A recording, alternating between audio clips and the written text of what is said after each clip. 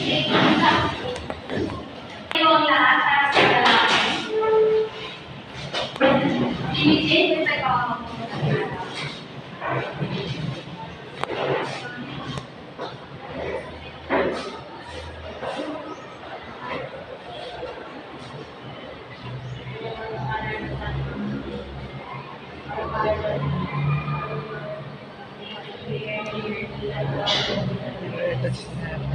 Give us this day our daily bread, and forgive us our sins, as we forgive those. Do not bring us, but deliver us from evil. Amen. Magandang hapon mga bata. Magandang hapon po. Huwag mo nang bukos na yung mga lahat at mag-i-resisyon tayo. Alam niyo ba yung kanta Ako Ay May Ulo? Ako ay may ulo na aking... Sige, sabay-sabay. Nakakawit. Ako ay may ulo na aking ginagalaw. Aking ginagalaw. Aking ginagalaw. Ako ay may ulo na aking ginagalaw. Salamat sa may kapal. Ako ay may balikan na aking ginagalaw. Aking ginagalaw. Aking ginagalaw. Ako ay may balikan na aking ginagalaw. Salamat sa may kapal. Ako ay may bagwang na aking ginagalaw. Aking ginagalaw. Aking ginagalaw. Ako ay may bagwang na aking ginagalaw.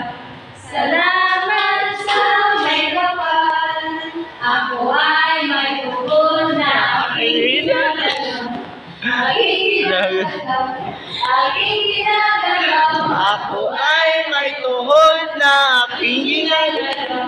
Salamat sa may kapal. Ako ay may paan na aking ginagalaw. Aking ginagalaw. Aking ginagalaw. Ako ay may paan na aking ginagalaw. Salamat sa may kapal. Ako ay may kamay na aking ginagalaw. Aking ginagalaw. Aking ginagalaw. Ako ay may kamay na aking ginagalaw.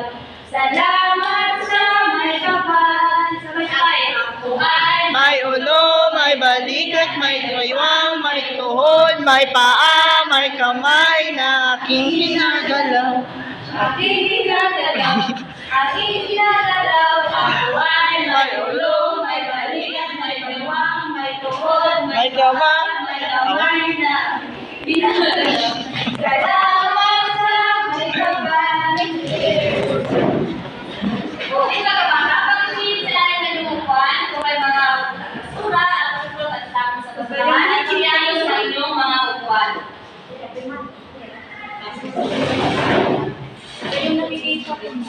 Maaari mo bang malaman kung may lumikas ba sa aking klase ngayon? Wala po. Mabuti naman kung gano'n, palakpakan natin mga sarili. So bago tayo dumako sa ating pag-aaral ngayon, may mga panuntunan tayong dapat sundin. Ano ang inyong gagawin kapag ang inyong guro ay nagsalita sa harapan? Gargar? Tama. Ano naman ang inyong gagawin kapag ang inyong guro ay nagbibigay ng aktibidad? Okay, Pagkali? Makilahok, ma'am. Tama. Kapag may ginawa o may tinatanong ang inyong guro, kung gusto niyong sumagot, ano ang inyong gagawin? Itaas ang kanang kamay. Tama. Pagkamantayan pang basa lahat, Makikinig ang mga Boldly. ang isa Sa klase. itaas ang kamay. So, class, dapat ang mga pamantayan natin ay masunod. Lalo na yan, itaas ang kamay. Kung gusto niyong sumagot, itaas lang, huwag may sabay sa pagsalita. Ngayon, sino sa inyo ang nakaalala kung ano ang nilalakay natin noong nakaraang araw?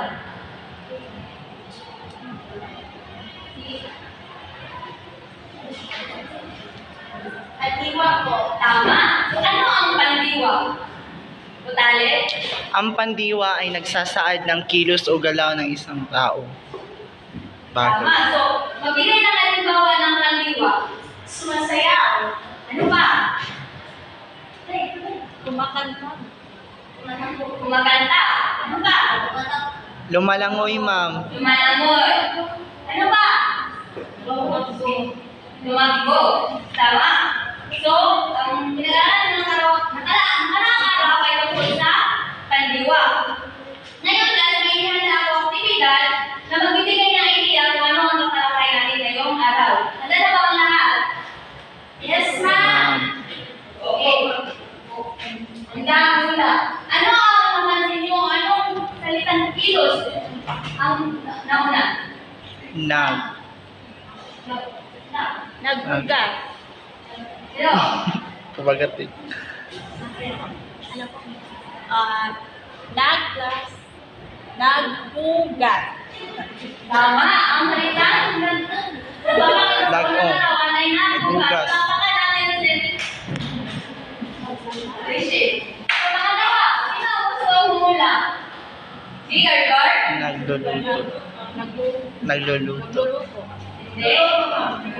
Nagluluto? Tama. Palakpakan natin si Gargar. Tumatawa. Nagluluto. Pangatlo. Tumatawa. Okay po natin? Tumawa, ma'am. Tumawa? Ay, asa man na? Okay. Okay. Ano? Wala. Palakas. Tumatawa? Tama. Tumatawa. Okay. Palakpakan natin si Tao din. Hani.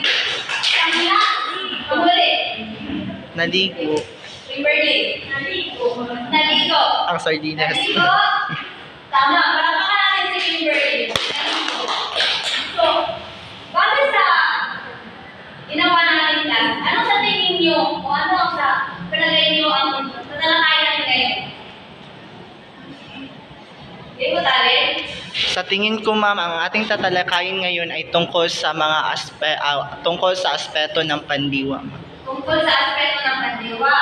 So, para malaman nyo ang aspeto ng pandiwa. So, bago tayo dumako sa ating talakayan ngayon, basahin muna natin ang ating layunin. Sino ang gusto unang bumasa?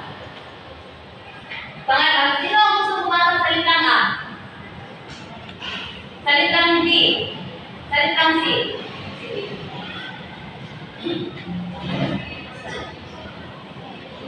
Sa pagtatapos ng aralin, ang mga mag-aaral ay inasahang makikilala at may papaliwanag ang aspektong nagaganap at magaganap. Maibibigay ang pagkakaiba ng tatlong aspekto ng pandiwa at magagamit sa pagsusuo ng mga Lagi. So ngayon, pupunta tayo sa aspekto ng pandiwa. So ang aspekto ng pandiwa ay nagpapakay ito sa iba't ibang uri. Pakibasa. Ang aspekto ng pandiwa ay naganap at nagaganap. So ngayon, uunahin natin ang salitang naganap. Ano sa tingin niyo ang salitang naganap?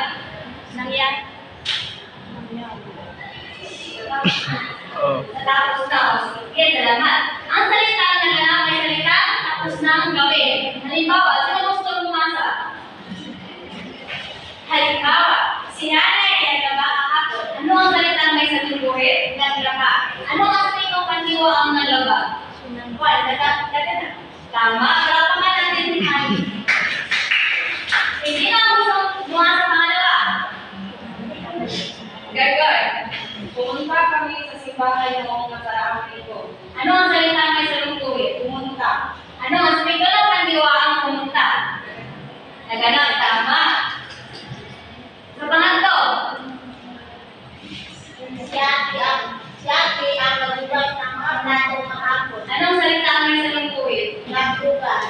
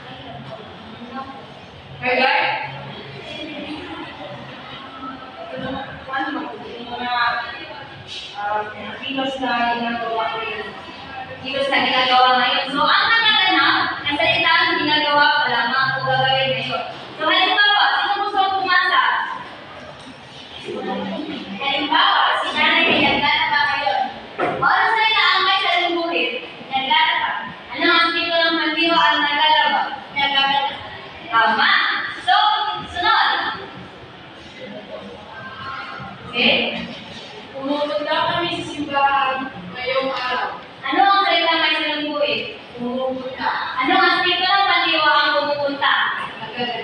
Tama. Panghuli. Kimberly? Anong salita ang may salungguin? Anong aspekto ng pandiwa ang naghuhugas? So, nagaganap. So, ang salitang naglalaba, pumupunta at naghuhugas, ito ay mga salitang ginagawa. Aspekto ng pandiwa na nagaganap. Ngayon, ilalako tayo sa salitang aspekto ng pandiwa na magaganap. Ano ang magaganap? Ang mga kilos na hindi pa nagawa ang gawin gagawin pa naman. Tama, mahusay. So, ang magaganap ay salitang gaganapin o gagawin pa lamang. Halimbawa, sino gustong pumasa? Si Jonah. Si nanay ang maglalaba. Si nanay ang maglalaba. Ano ang salitang may salungguin? Anong aspekto ng pandiwa ang maglalaba? Tama. Pangalawa. Kimberly? Ano ang may salungguin sa salita? Anong aspekto ng pandiwa ang pupunta? Magaganap. Panghuli.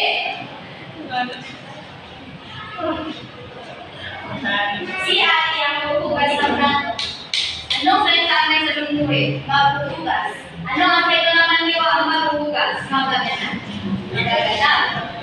So ngayon, naunawaan mo ba kung ano ang tinalakay natin ngayon? Oo. May mga tanong ba kayo? Wala. Sige, walang tanong, ako ang magtatanong. Ano ang tinalakay natin ngayon? Yun. Aspekto ng pandiwa. Tama. Ano kayo tatuloy mo yung talakay? Ano po ba ito yun? Sunod, ano ang aspekto ng pandiwa? Vergan. Naganap, nagaganap, at magaganap.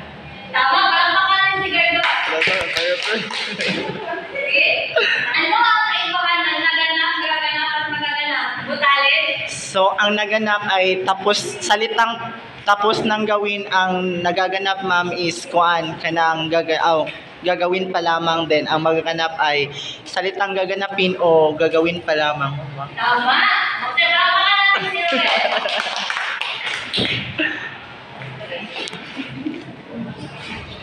Ngayon class, talaga naunawaan niyo yung ating paksa. Ngayon, kumuha kayo ng isang kapat na papel. Okay? Hatiin ang isang kapat na papel sa gitna. Alam niyo ba kung ano yung isang kapat? 1/4. Ihatiin sa gitna. Ngayon, basahin ang panuto. Tukoy ang pandiwang hinatid sa pangungusap at aspekto nito.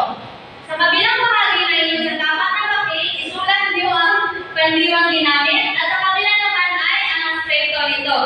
Itiyan mo na kayo 5 minuto upang sumagot. Tapos na ba? Sige. Ngayon, may pangkulit ako ibibigay sa inyo. Sino ang makakuha ng mataas naman to? Sino ang makakuha ng 5 punto? Ay may nagtimpalang makukuha. Ngayon, sa likod na niyo sa kapat na papel, doon nyo lang isulat ang tamang sagot. Pagkain muna ang panuto. Gamit ang salubungin ng salita, tukuyin ang aspekto ng pandiwa na ginamit sa bawat pag-usap. Sige. Sa likod na itong kapat na papel, isulat na lamang kung ano ang aspekto ng pandiwa. Naunawaan niyo ba mga bata? Opo! Bibigyan ko lang kayo ng 10 minuto upang sagutin ito. Maraming salamat. Thank you.